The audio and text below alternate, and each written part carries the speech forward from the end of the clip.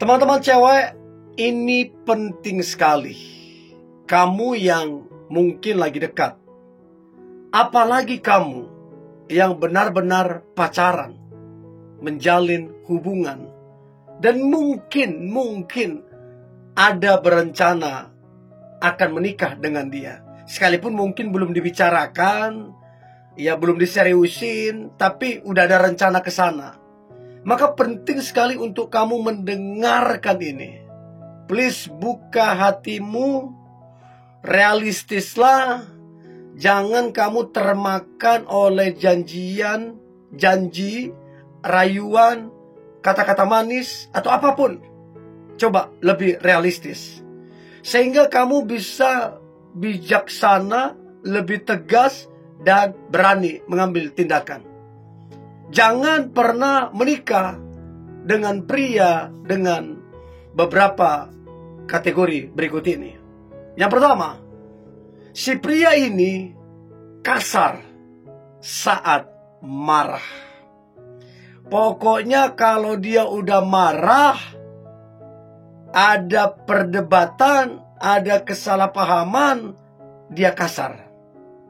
Saya jujur tidak bisa, tidak bisa, oh biasa itu, nggak bisa, enggak. Oh lumrah, nggak bisa. Mau dia sebaik apapun, mau dia berkorban sebesar apapun, kalau udah kasar, omong kosong semua yang dia lakukan. Omong kosong. Mau sebaik apapun dia, mau seberkorban apapun, mau dia lakukan ini, lakukan itu, segala macam, udah lakukan ini, udah berkorban ini, omong kosong kalau dia udah kasar. Nah, saya nggak tahu teman-teman cewek, udah berapa kali kamu dikasarin? Saya berapa kali lihat di media sosial kah, ya bahkan dulu, zaman dulu kuliah, ada lihat orang gebukin ceweknya, tonjok, sampai ceweknya mungkin trauma, malu atau gimana. Ngeri loh, bayangin. Itu masih pacaran. Gimana nikah? Waduh, ngeri. Teman-teman cewek, jangan hanya karena dia berduit, jangan hanya karena dia punya karir, jabatan, jangan hanya karena dia tampan, lalu kamu menyampingkan namanya perasaanmu, menyampingkan yang namanya psikologimu. Jangan sampai kamu stres ataupun depresi. Pikirkan itu baik-baik, ya. Itu yang pertama. Yang kedua, mudah menghilang. Coba ingat-ingat baik. Ketika ada masalah, kesalahpahaman, atau bahkan gak ada masalah, ini orang suka menghilang.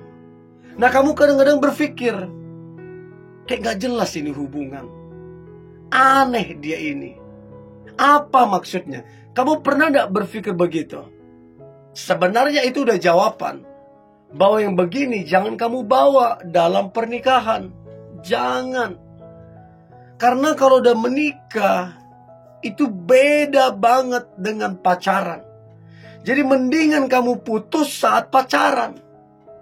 Jadi kalau kamu lihat ini orang suka-suka menghilang, pikir-pikir deh. Pikir-pikir ulang kalau kamu mau nikah dengan orang ini. Jangan sampai menikah dia juga suka menghilang. Ngeri loh. Ngeri banget, ya. Jadi coba, saya nggak tahu apakah pacarmu tipe yang suka menghilang atau gimana. Coba komen ya. Itu yang kedua. Yang ketiga, nggak punya tujuan. Jadi kalian pacaran, tujuannya nggak jelas. Kamu berapa kali bicarakan kapan nikah, tapi nggak ada tuh jawaban yang pasti. Nggak ada kemantapan gitu loh. Nggak jelas gitu loh. Nah, terus kamu memaksa mau nikah dengan orang begini. Bayangin kalau dia terpaksa menikah dengan model yang gak punya tujuan. Habis gak kamu? Habislah. Mau kemana kamu dibawa? Tapi kan dia ganteng, tapi kan dia berduit, tapi kan kami udah lama. Itu namanya kamu gak smart. Itu namanya kamu gak bijak. Itu namanya kamu membatasi cara Tuhan bekerja untukmu. Jadi kalau dia gak punya tujuan, mau ngapain? Mau muter-muter kamu gitu, ngapain? Itu yang ketiga. Yang keempat, sering sekali berbohong. Bohong, bohong, bohong, dan bohong. Bahkan yang paling gak masuk akal, untuk hal sekecil itu pun masih aja ini orang bohong. Berarti orang ini memang karakternya udah buruk, jelek gitu loh. Dan saya mau tanya, apa yang kamu harapkan dari seorang pembohong? Apa yang kamu harapkan? Ya, jadi coba ingat-ingat, renungkan. Apakah dia tergolong yang suka berbohong atau enggak sama kamu? Itu yang keempat. Yang kelima, jangan pernah menikah dengan pria yang sama sekali enggak menghargai perempuan. Jadi, saya nggak tahu apakah kamu termasuk dihargai apa enggak. Contoh, kalau kamu bicara didengarkan enggak? Atau dia masa bodoh? Kalau kamu punya keputusan, dihargai enggak? Atau dia nggak peduli? Atau bahkan dia membuatmu seperti nggak ada harganya. Nah, kamu coba ingat-ingat, renungkan baik-baik. Nah, yang begini, kamu jangan coba-coba bawa ke pernikahan. Makan hati kamu nanti. Sedih luar biasa, kecewa luar biasa. Dan itu seumur hidup loh, bayangin. Jadi, coba pikirkan itu baik. Yang keenam, dia belum move on. Setelah kalian jalani, ternyata dia belum move on dengan mantannya. Masih ada komunikasi, panggilan yang sama. Hanika, Bebka, sayangka, masih sama panggilannya.